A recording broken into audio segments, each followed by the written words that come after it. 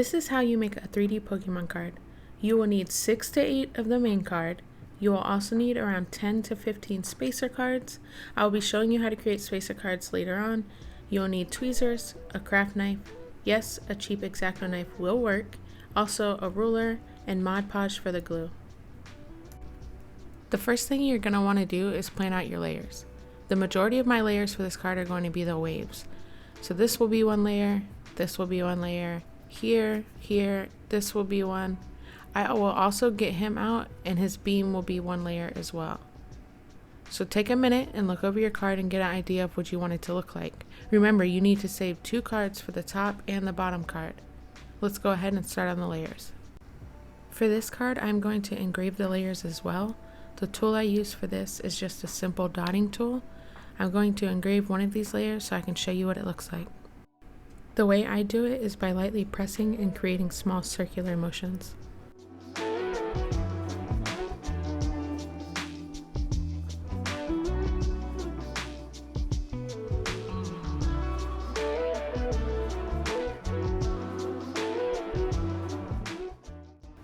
Here's what it looks like once it's been engraved. It does not seem like much now, but once we put resin on top of it, you'll see why I chose to engrave it. Now let's go ahead and get it cut out.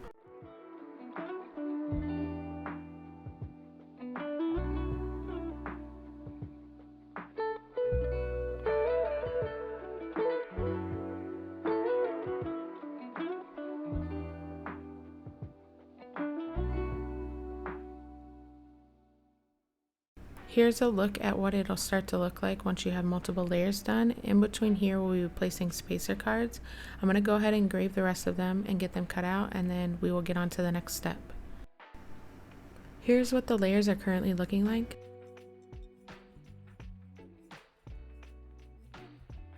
There are some sections here that are missing, like this section here. There's another one right here.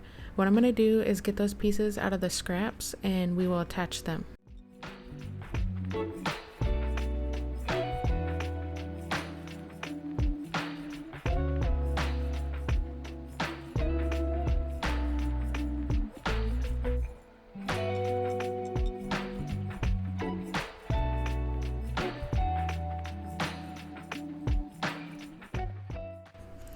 Now that I have all my layers cut out, I'm going to paint all of my cut edges.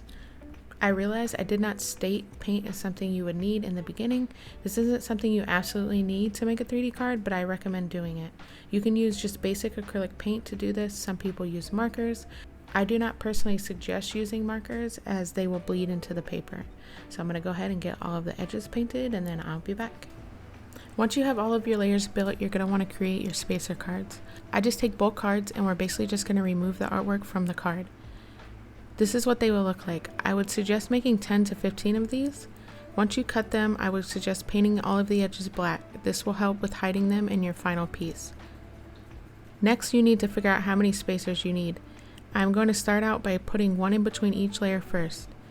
With this step, there is no right or wrong answer, as you can play around with how many you put. Just do what you think looks best. Golduck goes in between these layers, so I'm going to add 3 spacer cards for this section. Now I will go ahead and put resin on the layers. For these, I use UV resin.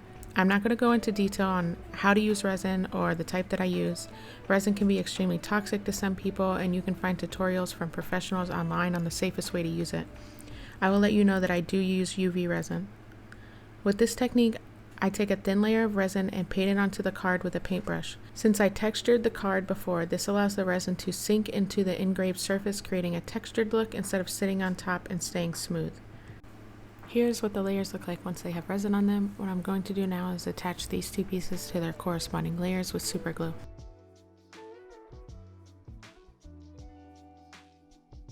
So now all of the pieces are attached to where they need to be. What I'm going to do now is put the spacers in between each one. At the very back, I'm going to do 3 spacers and then a layer, then 2 spacers, 1 more layer, and then 1 spacer and a layer, 1 spacer and a layer. And then for the top one, I will put 3 spacers. What you want to do now is go back in and paint all of the edges to your layers just like you did with your spacers. Here's what your card should look like once you have everything painted. Now what you want to do is go ahead and glue all of your cards together using the Mod Podge. Now let's work on the top card. First, you're going to want to go ahead and cut out the artwork using a ruler. Next, you want to start getting all of the pieces for your character ready. For Golduck, first we're going to do his body, and then his head. Then I'll take part of his arm right here, and then his other arm, and then we'll get his beam out last. I'll go ahead and get all of these cut out, and then I'll show you what it looks like to build. Here's what it looks like with all of the pieces cut. This should give you an idea of how to build your own personal card. His beak will get stacked on top of his head. This part of his arm will get stacked on his hand. His foot will get placed on top of here. And then his arm will be placed on top of here as well. And then we will attach the beam at the end.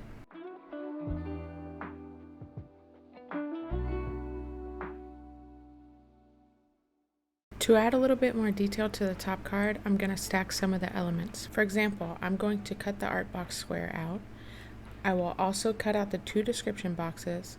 I will also cut out the entire blue box, and we will stack the little Psyduck as well.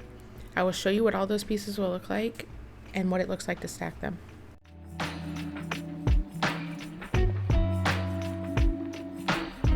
Here's what all the pieces look like once they're cut. Go ahead and paint your edges and then start to assemble them. I'm also going to cut out the Psyduck. I understand that this can be a little difficult.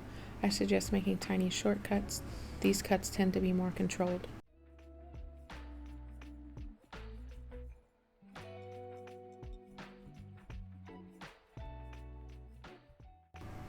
For the back card, you want to go ahead and black out the border. This helps creating the shadow effect.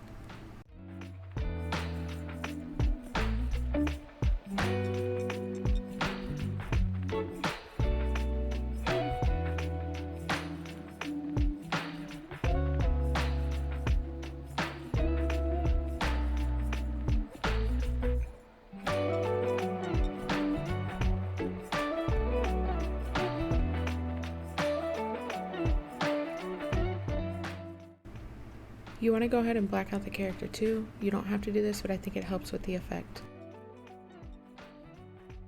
Once you've done this, you want to go ahead and attach the back card and the front card to the main bulk of the cards that you glued together earlier.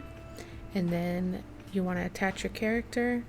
You can do this with super glue or double-sided foam tape, and then you're done. And this is what the final card looks like. If you guys have any questions, let me know. Leave them in the comments below. Don't forget to like and subscribe. I appreciate y'all. And if you want to see a certain card, let me know.